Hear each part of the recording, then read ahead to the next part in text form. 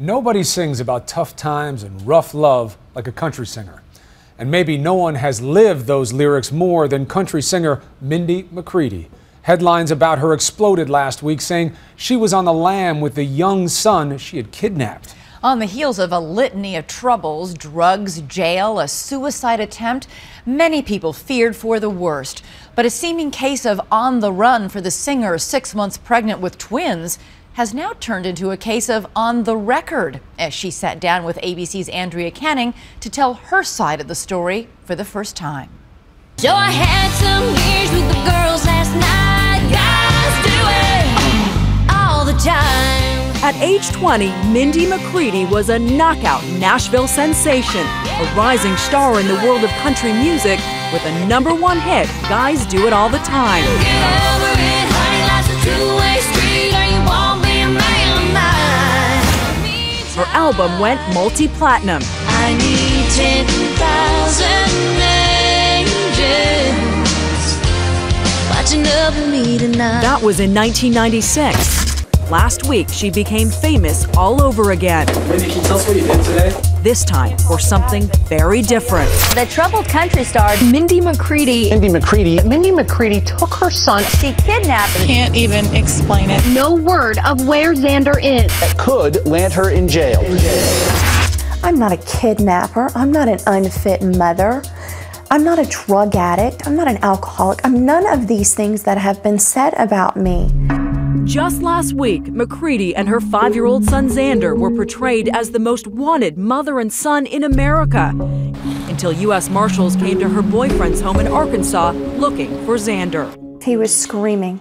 He was screaming. Please don't touch me. Please don't touch me. Please don't touch my mommy.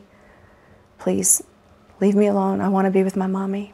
Xander and I have talked McCready, 6 months pregnant with twins, agreed to an exclusive interview with 2020, saying she is finally ready to tell her side of the story. She describes the night 1 week ago as law enforcement overkill. She says she was terrified.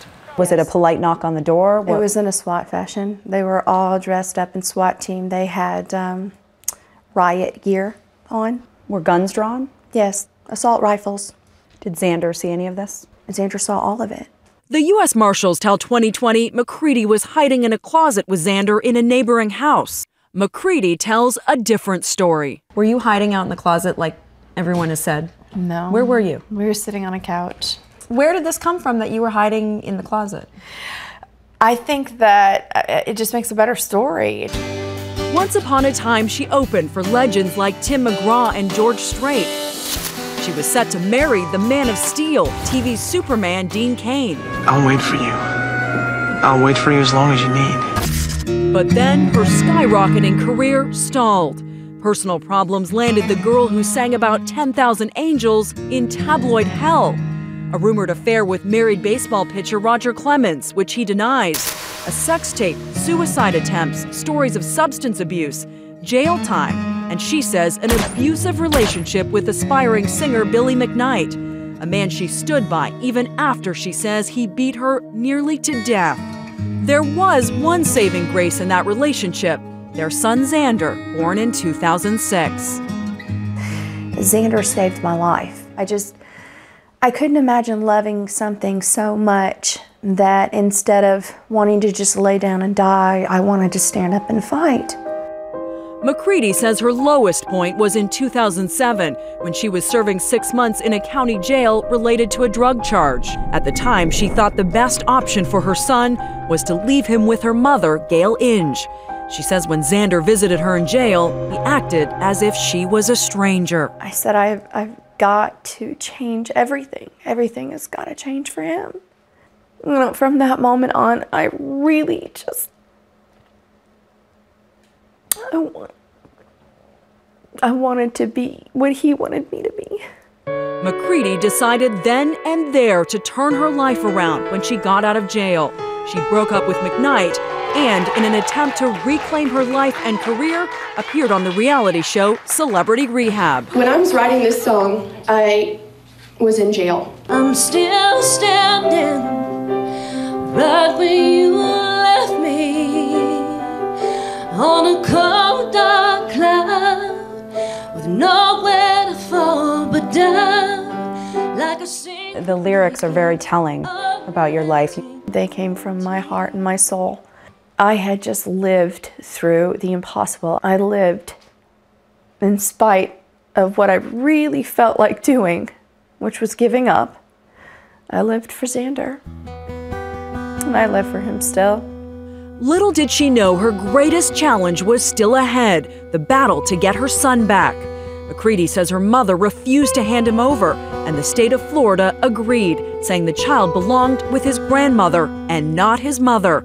They had been fighting over Xander in the courts for years, until finally, this Thanksgiving, fed up with all the legal wrangling, McCready violated a judge's order, taking Xander from Florida, heading for the hills of Arkansas. I have tried to comply. I have tried to follow the rules of the court. I have tried to be heard through the system. I did what the system told me to do in overabundance. I did it for 4 years, and after 4 years, do you know what I got? Nothing. I didn't even get unsupervised visitation. Did you worry about the risk you were taking by taking Xander from Florida to Arkansas? No. I'm his mother. I would risk anything. My life, my freedom. I would risk anything for my child. These 2 children, I would risk anything for them. Still will today. Did you knowingly break the law, taking No. Xander from Florida to Arkansas? I do not, to this moment, and will not ever think that me taking my own child that I carried for 9 months, that I gave birth to in the hospital by myself, would ever be breaking the law. And what I did was to protect my child. And there's not a person in the world that's ever going to tell me that that is wrong. Surprisingly, police in Cape Coral, Florida seem to agree. They tell 2020, in spite of what you may have heard, McCready didn't break any laws or commit any crime. And what was reported as a harebrained kidnapping may yet turn out to be a shrewd legal strategy. It gives McCready another shot at making her case for custody, this time in an Arkansas court. On Monday, she painted the judge a picture of Xander's life with his grandmother and legal guardian, Gail Inge, who went on TV tearfully calling for her daughter to come home. I'd like to see her reconcile with us. We love her. On the grandmother's Facebook page, they are a loving, happy family, or so it appears. She looks like a sweet 55-year-old grandma. That sweet grandmother is not sweet at all. What kind of things does Xander tell you about what went on in the house? He says that Nana, that's what he calls my mom, is so mean, that her heart is black. And that she's so mean, she doesn't know how to be nice anymore. But it's not only the word of a 5-year-old. Inge's own mother, Mindy's grandmother, swears in this affidavit obtained by 2020 that she witnessed Xander being subjected to harsh discipline, jerked by the arm, hit with a wooden spoon. She says she feared Xander would be physically harmed permanently. There are scars on Xander's back. There are scars on his bottom and his legs from the spoon. The affidavit also cites the Inge's bizarre cultish beliefs. Do you know anything about her religion, Treasures of the Snow, and what it's about and how it might be affecting Xander? My mother, believes that she is a prophet sent from God. They see dead people in their home all the time, or spirits, demons, ghosts. Gail Inge denies she believes those things. McCready says there was very little happiness in her childhood home. It was so bad, she says she and her brothers left as soon as they could. I grew up where I suffered every day, where I suffered every night, where the mental and physical abuse never ended.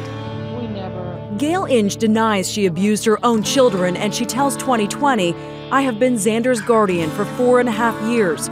There has been all kinds of scrutiny. He has never been abused in our care." But on Monday, McCready came out of the Arkansas courtroom on cloud 9. I can't talk about it, but I'll tell y'all I'm a happy girl. What are you happy about? Can't talk about it, but I'm a happy girl right now. I love Judge Harrod, I'll tell you that.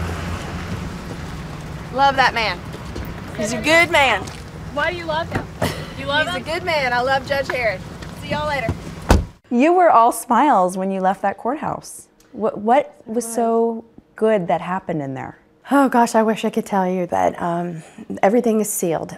Put it this way, Xander is in Arkansas and this is where he's going to stay for the time being. You've had a rocky road to get to this point where you are right now. How can anyone trust you that you will continue to be a good mother and stay on this path that you are on? I have, vigorously gone out and tried to learn from my mistakes and tried to better myself in every way possible. There's nobody that wants to be better at being me than me. McCready says things are finally going her way.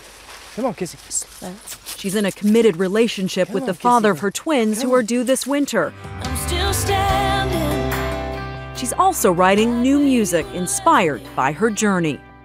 Would you sing a couple lines for us from one of your new songs? Are you kidding? Oh my goodness. When I was missing Xander so much, I was lonely for him, and one of the songs that we've just recently recorded is called I Could Be Lonely Anywhere, and though it's hard to sing right now with me be crying, but I could be lonely, I could be lonely, I could be lonely anywhere. And you're thinking about Xander when you sing that? Yeah. Well, I'm lonely anytime he's not near me, so yeah. And this year's Christmas wish? If all goes as planned for you, when do you think you'll be with Xander permanently? Could it be by Christmas time? I hope that that's what I get for Christmas. I hope so. I really do. I'm still here.